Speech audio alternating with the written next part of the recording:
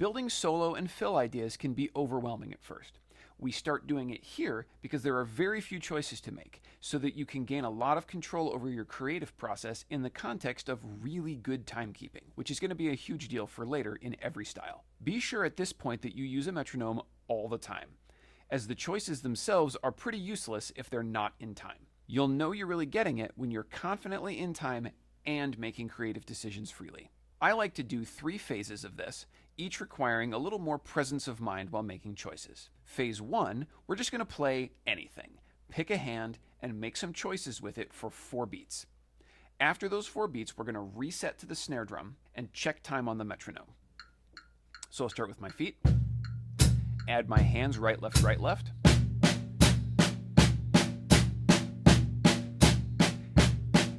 and then I'll make 4 counts of decisions with my right hand, making orchestrations.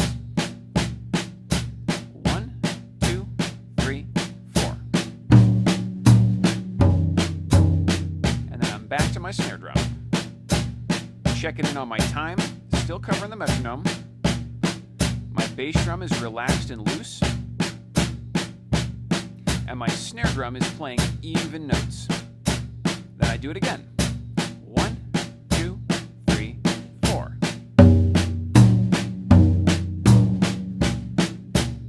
Once I've done some of those, I can do it with the left hand. 1, 2, 3, 4.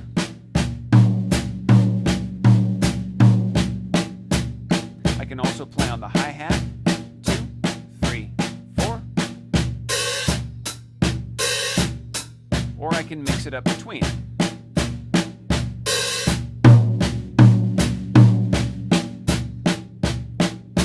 You can freely explore these around and around, and once you get confident with the right hand or the left hand, you can start doing combinations using both. 1, 2, 3, 4. 1, 2, 3, 4.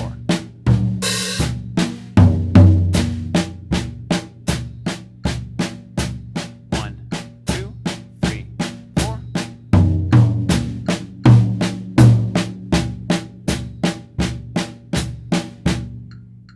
Anything goes, really. Just make sure that you're making 4 beats of decisions and then deliberately returning to your snare drum and resetting, checking your tone and your timing. The second phase is to play something and then immediately repeat it.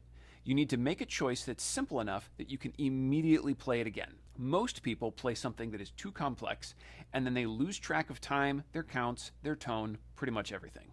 So we're going to play 4 counts, then we're going to repeat those 4 counts, and then we're going to reset to the snare drum before, checking our tone and timing.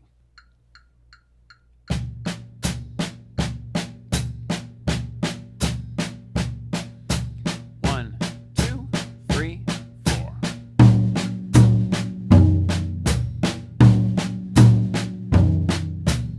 And then I reset to the snare drum.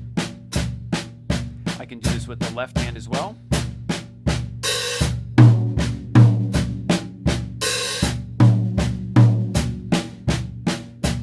And I can do it with both hands.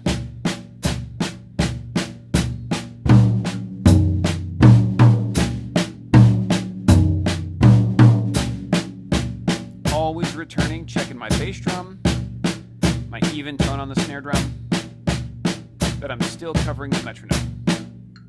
The third phase is what I call AABA. When we diagram music to see how it's structured, it's common to assign segments of music a letter to see how they repeat. In this case, we're using a common structure that goes A, A, B, A. That means you're going to play 4 bars, repeat those 4 bars, play a different 4 bars, and then play the first 4 again.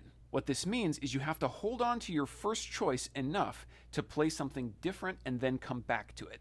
This again is going to require making choices on purpose and within your mental control.